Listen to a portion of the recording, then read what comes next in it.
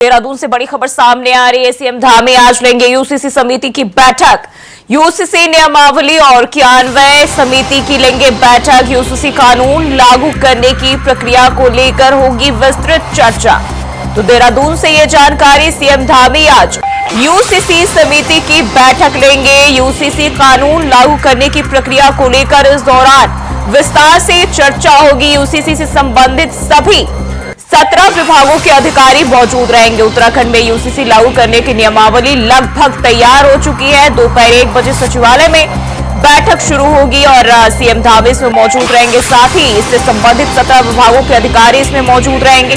तो दोपहर 1 बजे सचिवालय में बैठक शुरू होने जा रही है। तो उत्तराखंड में यूसीसी लागू करने की नियमावली तकरीबन तैयार जो है वो बताई जा रही है। तो ये जानकारी सामने आ रही है। 17 विभागों के अधिकारी इस दौरान मौजूद रहेंगे और वहीं जो है यूसीसी से संबंधित सभी विस्तृत चर्चा जो है इस दौरान किए जाएंगे और नियमावली और क्रियान्वयन की समिति में जो है सीएम धामी शामिल होंगे। इसके साथ साथ यूसीसी से संबंधित 17 विभागों के अधिकारी भी इसमें मौजूद रहेंगे। तो देहरादून से ये जानकारी यूसीसी को लेकर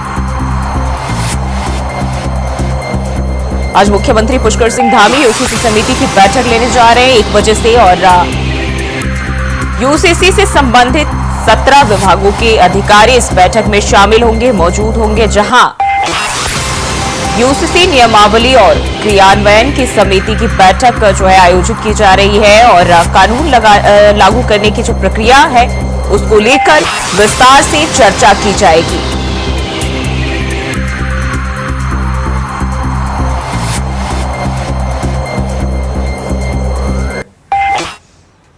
और वहीं देहरादून से बड़ी खबर सामने आ रही है। सावन के पहले सोमवार पर सीएम धामी का संदेश। शिव भक्तों को कांवड़ यात्रा की दी बधाई। सीएम ने भगवान शिव से की मंगलमय यात्रा की कामना। तो देहरादून से ये जानकारी सामने आ रही है और सावन के पहले सोमवार पर मुख्यमंत्री पुष्कर सिंह धामी ने संदेश दिया है और साथ ही भगवान शिव से मंगलमय यात्रा की, कांवड़ियों की यात्रा की कामना भी की है। कानून व्यवस्था बनाए रखने की भी अपील मुख्यमंत्री ने की और यात्रा के दौरान मां गंगा की स्वच्छता बनाए रखने को भी जो है सीएम धामी ने कहा है, लोगों से अपील की है। तो आपको बता दें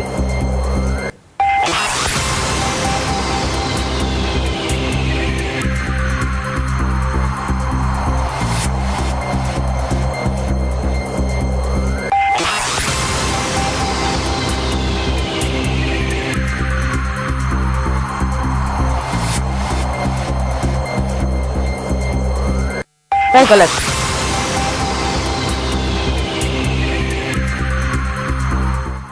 नमस्कार। हर हर महादेव। देवों के देव महादेव भगवान शिव को समर्पित आस्था और भक्ति से परिपूर्ण पवित्र कांवड़ यात्रा के शुभारंभ के शुभ अवसर पर आप सभी को अनेकानेक शुभकामनाएं। श्रावण मास के पवित्र महीने में 22 जुलाई 2024 कांवड़ यात्रा के शुभारंभ पर मैं इस कांवड़ यात्रा में आप सभी शिव भक्तों व श्रद्धालुओं का हार्दिक स्वागत एवं अभिनंदन करता हूं और देवों के देव महादेव भगवान शिव से सभी श्रद्धालुओं की सुखद एवं मंगलमय कांवड़ यात्रा की कामना करता हूं। आइए गंगा मैया को सदा स्वच्छ और निर्मल रखने का प्रण लें और साथ ही कांवड़ यात्रा को सुरक्षित, सफल व सुगम बनाने में सहयोग करें। हमारी सरकार कांवड़ यात्रा में आने वाले सभी शिव भक्तों की सुगम व सुरक्षित यात्रा हेतु पूर्ण रूप से प्रतिबद्ध है।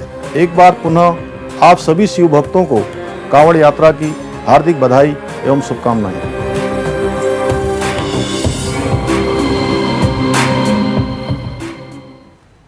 और उत्तराखंड को देवभूमि कहा जाता है। माना गया है कि उत्तराखंड में देवी देवता वास करते हैं क्योंकि 4 धाम भी उत्तराखंड में है। आज सावन का पहला सोमवार होने के चलते मंदिरों में भक्तों का तांता लगा हुआ है और सभी भक्त भगवान शंकर का जलाभिषेक कर रहे हैं। माना जाता है कि जो लोग सावन के 5 सोमवार का व्रत रखने के साथ साथ भगवान का जलाभिषेक करते हैं उनकी हर मनोकामना पूरी होती है।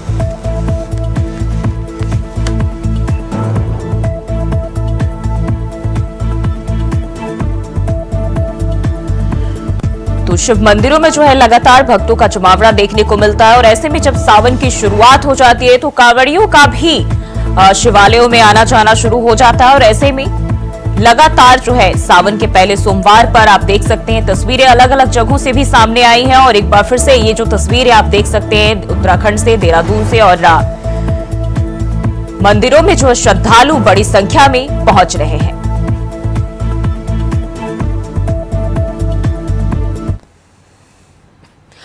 और सावन का आज पहला दिन है और पहले दिन ही सोमवार है, यानी शिव की भक्ति का सावन का पहला और सबसे अच्छा दिन। मान्यता है कि भगवान शिव को सोमवार का दिन सबसे ज्यादा प्रिय होता है, इसलिए इस दिन शिव की भक्ति और उनका जलाभिषेक करने पर शिव की अपार कृपा मिलती है। क्योंकि भगवान शिव सावन के पूरे महीने अपने ससुराल खनखल स्थित दक्षेश्वर प्रजापति में ही निवास करते हैं और यहीं से सृष्टि का संचालन और लोगों का कल्याण करते हैं। ऐसे में भगवान शंकर का जलाभिषेक किया जाए तो काफी प्रसन्न होते हैं और सभी मुरादें भी पूरी करते हैं।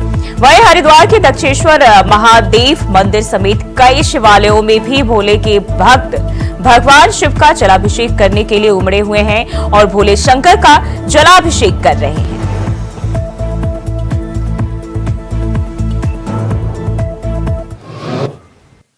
श्रावण के महीने में भगवान शिव का ही महीना है, चतुर्मासा चल रहा है। चतुर्मासे में एकादशी, देवशयनी एकादशी के बाद श्रावण का महीना चतुर्मासा प्रारंभ हो जाता है। तो श्रावण का महीना भगवान शिव का प्रिय महीना है। भगवान शिव अपने मस्तक पे गंगा को धारण करते हैं। इस मान्यता के अनुसार ही लोग भगवान शिव के ऊपर गंगा जी से एक लोटा जल भर के भगवान शिव को गंगा जल अर्पित करते हैं।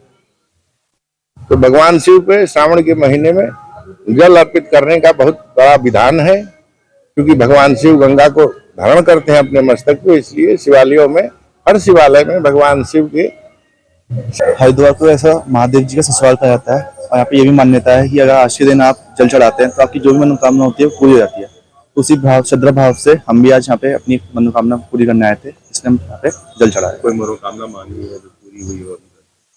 नहीं, ऐसे तो भी कुछ है नहीं। अभी मेनली हमारी यही है कि हम आगे जाके सक्सेसफुल हो सके और एक जिम्मेदार नागरिक और अपने घर को संभाल सके। हमारे हिंदू धर्म में दक्ष प्रजापति पर पूरे सावन के महीने हमारे भोलेनाथ भगवान जी यहीं पर विराजते हैं और यहाँ पर जल शिव भक्तों द्वारा जल चढ़ाया, यहाँ पर शिव भक्त द्वारा जल चढ़ाया था, उसकी सभी मनोकामनाएं पूर्ण होती है, ऐसी मान्यता है हमारे हिंदू धर्म में। और इसी खबर पर ज्यादा जानकारी के साथ अभय कैंतुरा हमारे सहयोगी हमारे साथ जुड़ गए। अभय, सावन का जो महीना है काफी पावन माना जाता है और देखा जाए तो भगवान शिव का ये प्रिय महीना माना जाता है और ऐसे में सावन के पहले ही दिन सोमवार का दिन काफी हद तक देखा जाए तो शुभ है और खास हो जाता है। ऐसे में अगर हम बात करें, उत्तराखंड वैसे भी देवभूमि माना जाता है, वहां श्रद्धालु जो है इस दौरान और बड़ी तादाद में पहुंचते हैं। कांवड़ की बात करें तो इस दौरान भी जो कांवड़िए हैं काफी तादाद में वहां पहुंचते हैं। अभी का क्या माहौल देखा जा रहा है?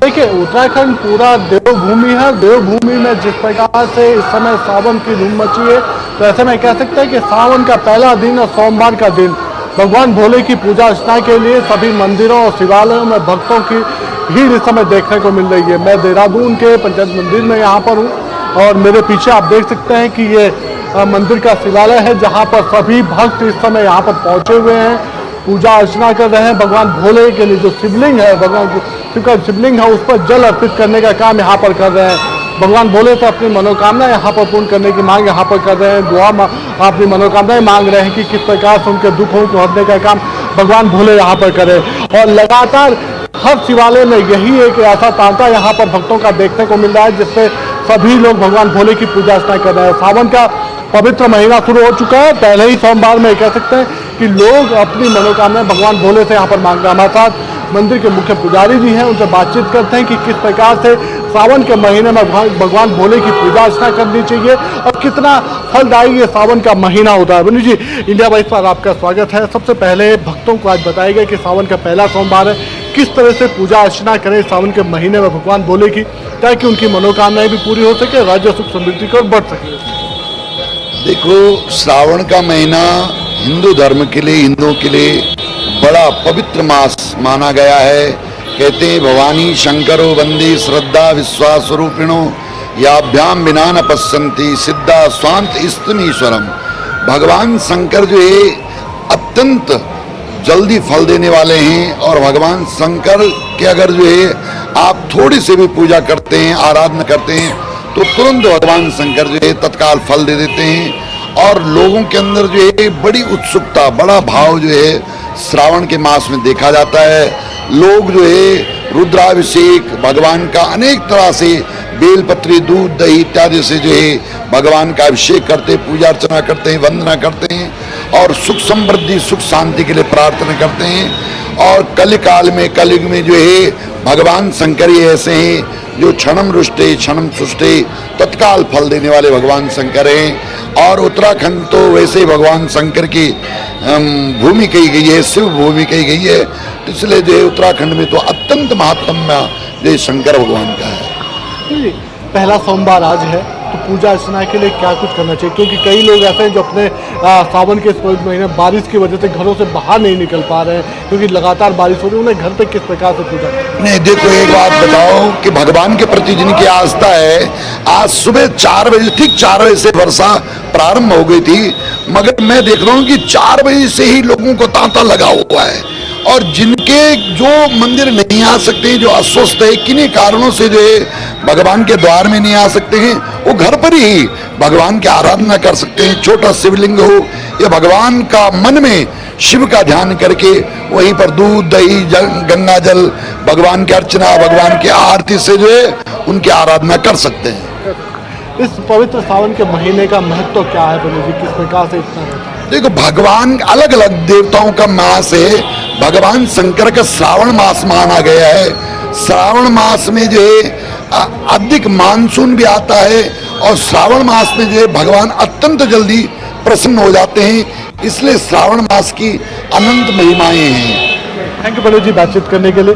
तो बिल्कुल आप ये कह सकते हैं कि आज शिवालयों में या मंदिरों में इसी प्रकार से भोले के भक्तों का तांता लगा हुआ है। मेरे पीछे की तस्वीरों में आप साफ तौर पर देख सकते हैं कि किस प्रकार से सारे लोग यानी भारी बारिश के बाद भी मंदिरों में पहुंच रहे हैं, शिवालयों में जल अर्पित करने का काम कर रहे हैं, भगवान भोले की पूजा अर्चना कर रहे हैं। और मेरे साथ मेरे जो सहयोगी हैं कैमरा पर्सन, उनसे मैं इस समय कहूँगा कि वो करीब से उन चीज़ों, तस्वीरों को दिखाएं, ताकि लोगों को पता चल सके कि किस प्रकार से देवभूमि में इस समय पूजा अर्चना चल रही है भगवान भोले के, और ख़ासतौर पर लोग किस प्रकार से भगवान भोले के लिए अपना जल अर्पित कर रहे हैं। और जो खासतौर पर शिव के जो प्रसाद के रूप में चढ़ाया जाता है, आप जो फल, जो रुद्राक्ष का जो पेड़ होता है, रुद्राक्ष जो फल होते हैं वो यहाँ पर है। इसके अलावा जो बेलपत्री जो होती है, जो मुख्य बेलपत्र जो होता है, जिसके 3 एक साथ होते हैं, वो यहाँ पर चढ़ाया जाता है। दही चढ़ाई जाती है, गंगा जल यहाँ पर अर्पित किया जाता है, और जो धतूरा होता है या दूसरे जो फल होते हैं वो यहाँ पर भगवान भोले के लिए अर्पित किए जाते हैं। और ये ऐसा ही नज़ारा आप उत्तराखंड के हर शिवालय में यहाँ पर देख सकते हैं,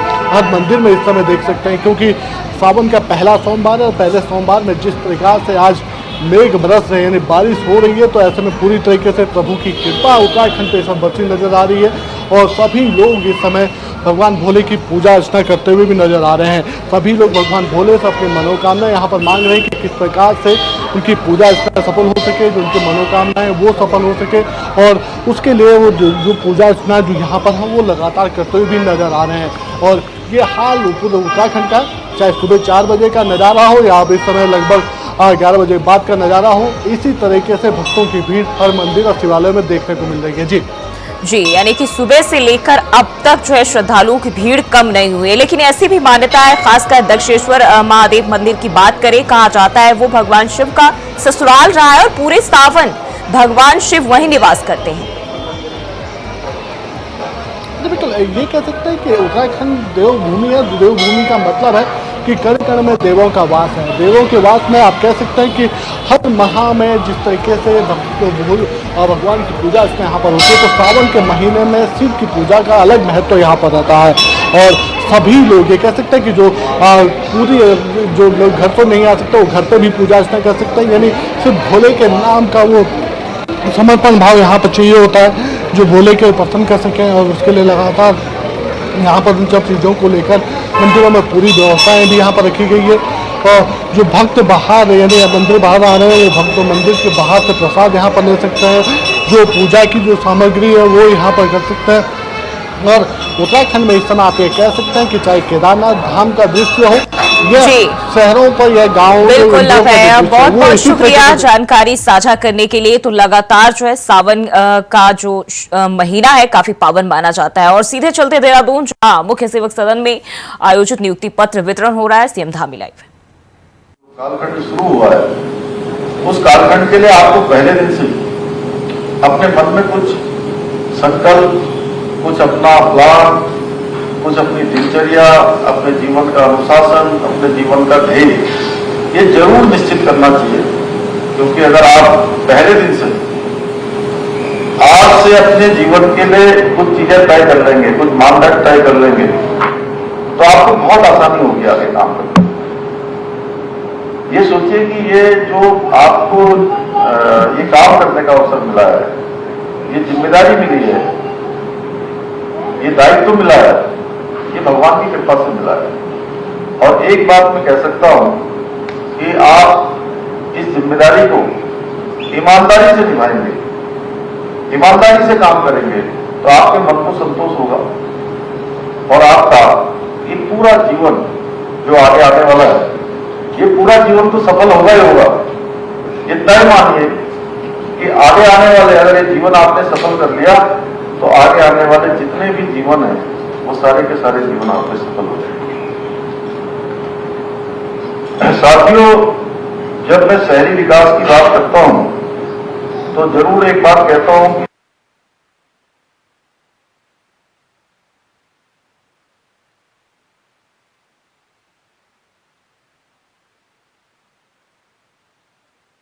इसमें आप सीएम धामी को लाइव सुन रहे थे। और देहरादून में इसका आयोजन किया गया, कार्यक्रम का आयोजन किया गया। और मुख्य सेवक सदन देहरादून में इस कार्यक्रम का आयोजन किया गया, जहां सीएम धामी मौजूद रहे और उन्होंने संबोधित भी किया। मुकाबले अधिक विकसित करने हेतु प्रतिबद्धता के साथ काम कर रही है। सभी शहरों की साफ सफाई है, शहरों का विकास है। और इस समय में भारत सरकार के सहयोग से आदरणीय प्रधानमंत्री के मार्गदर्शन। तो मुख्य सेवक सदन में देहरादून में इस कार्यक्रम का आयोजन किया गया, जहां सीएम धामी मौजूद रहे, नियुक्ति पत्र वितरण किया गया। और विकास योजनाओं पर कार्य चल रहा है और इनका मुख्य उद्देश्य है इन योजनाओं का कि बिना प्रकृति के साथ छेड़छाड़ की, क्योंकि आज हमारे सामने कई प्रकार की चुनौतियां भी हैं। हमको इकोलॉजी को बचाना है, इकोनॉमी को बढ़ाना है और दोनों में सामंजस्य स्थापित करते हैं। हमको आगे बढ़ना है क्योंकि विकास भी हमको जरूरी है। और इसलिए शहरी विकास का कार्य केवल निर्माण या विस्तार नहीं है, बल्कि इसका उद्देश्य हमारे शहरों में रहने वाले प्रत्येक नागरिक के जीवन को सुधारना है और उनके लिए एक सुरक्षित, स्वस्थ एवं आधुनिक परिवेश उपलब्ध कराना भी हमारी प्राथमिकता। और देवभूमि समाचार में फिलहाल के लिए बस इतना ही। खबरों के लिए बने रहिए इंडिया वॉइस के साथ।